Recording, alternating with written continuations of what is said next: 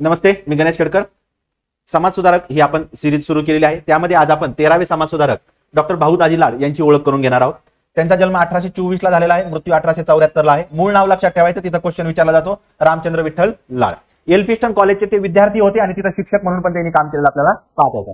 Grant medical कॉलेजच्या पहिल्या बॅचचे ते विद्यार्थी होते. ग्रँट मेडिकल कॉलेजमध्ये त्यांनी 1851 ला एक सोसायटी स्थापन केलेली आपल्याला पाहता येते. पुढचा त्याच्यावर क्वेश्चनच आहे. वैद्यकीय व्यवसाय करताना त्यांनी कुष्ठरोगावर एक औषध शोधलं होतं, त्यामुळे त्यांना धन्वंतरी असं म्हटलं जायचं. त्याच्यावर क्वेश्चन आहे. बॉम्बे असोसिएशनचे पहिले सरचिटणीस ते राहिलेले आहेत. आता हा मुद्दा महत्वाचा आहे. 1857च्या उठावाला सहकार्य करण्यात यावं यासाठी त्यांनी सही केलेली आहे. ठीक आहे, म्हणजे उठावाला दडपण्यात सहकार्य करावं. ईस्ट इंडिया असोसिएशन जी मुंबईला संस्था होती, दादाभाई नौरोजींनी स्थापन केलेली, त्याच्या मुंबई शाखेचे ते अध्यक्ष आपल्याला पाहता येतात. परवाना अधिनियम जे आहे, लायसन्स बिल, त्याला त्यांनी विरोध केलेला आहे. याच्यावर पण त्यांच्याविषयी क्वेश्चन विचारलेला आपल्याला पाहता येतो.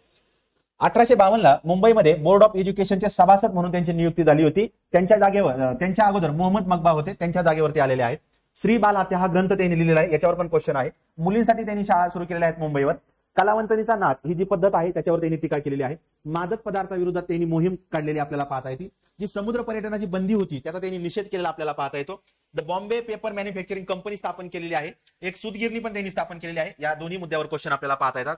रुद्रदमनचा जो शिलालेख आहे गिरनार पर्वतात, त्याचं त्यांनी वाचन केलेलं आपल्याला पाहता येतं.